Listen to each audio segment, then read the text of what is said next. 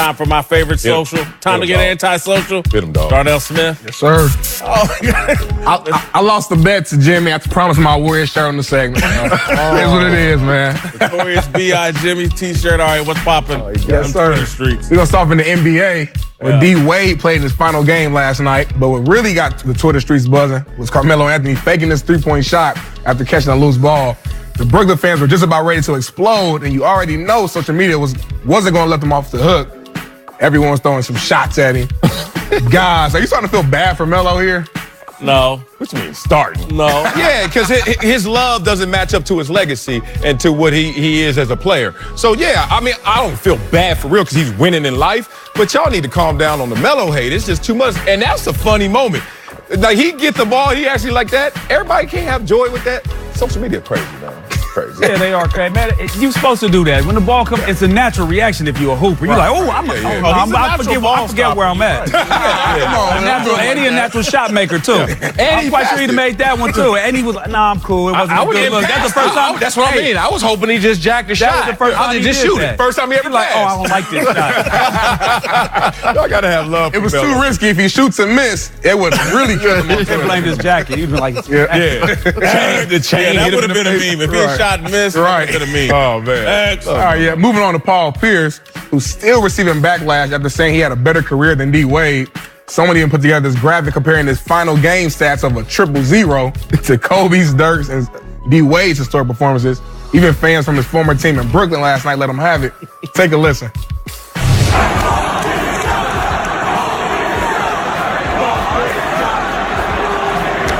Does the truth look bad here? No. This is winning in a major, major way. Okay. And again, we debated this earlier today. Yeah. I think this is the ultimate clout chasing. This should be in the clout chasing Hall of Fame. Him trolling D. Wade and going on that TV show and making himself more relevant in retirement than he has been in the past couple years. That TV show has struggled for relevancy. People are talking about it. This is one of the great moments in TV, him saying he was better than D. Wade. One doesn't go with the other. The show could be struggling. I don't check ratings. I don't know. But I know that segment is hilarious, and he does it a lot. And I'm the one that created, like, the jump step and stuff. Like, he just says stuff that he's like, I made it famous. And if you watch it, it's highly entertaining.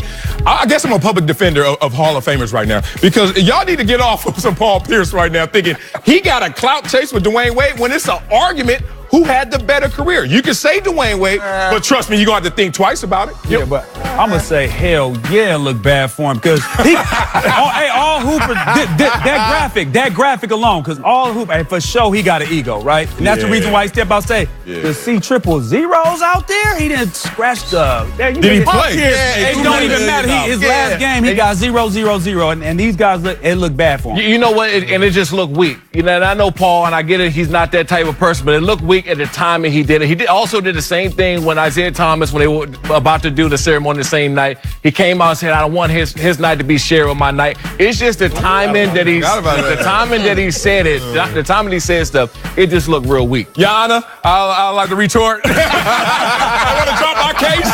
Damn, Paul, you're a little sensitive. I'm sorry. I love it. I think it raises his relevancy as a broadcaster. It's a great look for their television show. It's a great moment for Paul Pierce. Next. Yes, sir. Switching over to the Pittsburgh Steelers, who seem to can't stay out the headline this offseason with drama coming from their former stars.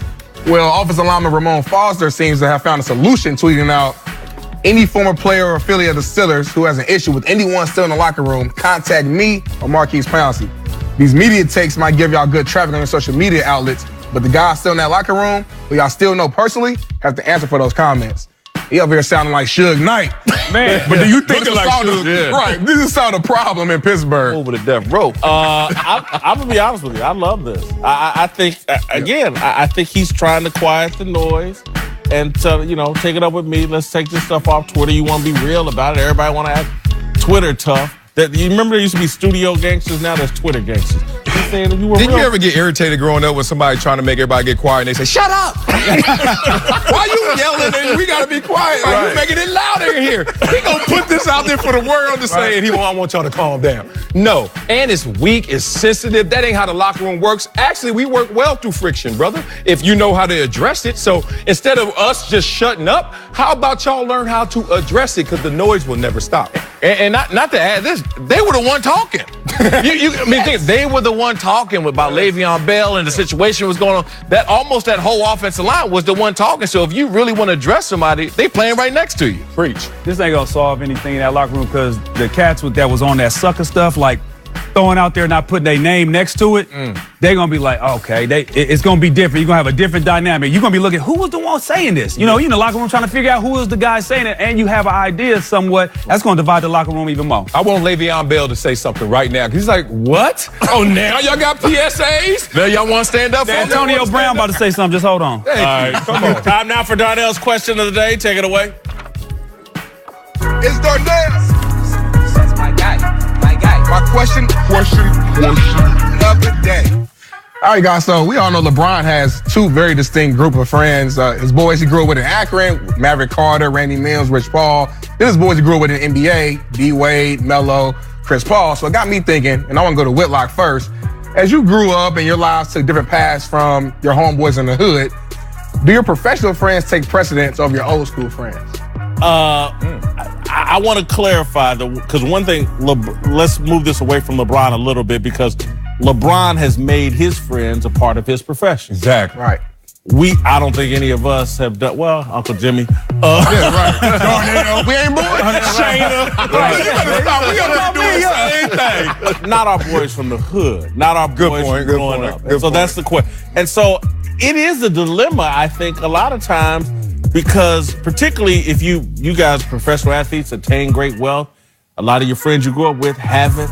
And then it's like, when you go to Vegas, who can you hang with? Who can, without having to carry the load or a big part of the load?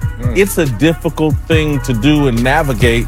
And I've just tried to find a balancing act between the two. I'm glad you talked through that because I have clarity now.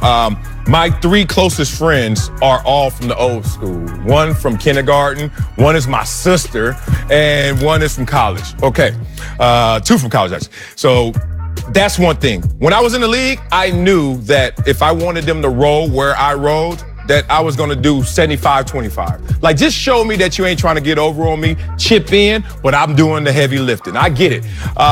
Professional friends are interesting. As close as I try to get with them all, sometimes they don't text you back, right, Whitlock? Sometimes they just need a calendar blank when we go to lunch. So it's weird because, look at that face. Show that face. I've been there, Marcellus. You been there before? I've been there. If you don't hit me back sometimes, I'll be on the phone cursing myself out. Like, he gonna hit me Marcellus, we went to Mastro's, had dinner at 7 o'clock. You showed up at 10:30. I had dinner with all of your friends. And picked up the bill. I told you Marcellus showed up for the drinks. That's why. Where that dessert at? But I hear what you said. I hear y'all. For me, you try to put the ones you grew up with on and take them with you, but they're not ready for that transition. They're not ready to go to court. So what end up being your closest friends, the one you deal with on a daily basis, are your professional friends, the one you're around the most, the ones who you deal with on a daily basis, whether they're running errands for you, whether they're answering calls for you, whether they're your assistant, whether they're your managers, whatever the deal is. And sometimes your friends that you grew up with, you try to put them on, and they just not ready to go through that part of the life with you. So you end up being closer to your professional friends. Well, for me, my friends that I have, they're not friends, they're family. You know what I mean? So it separates. It's easy for me, my family. I'm gonna do for my family more, and I will be there for them more than my professional friends, because family and friends are different. You know, your friends can leave you hanging. Your family not gonna do that. So for me, it's easy.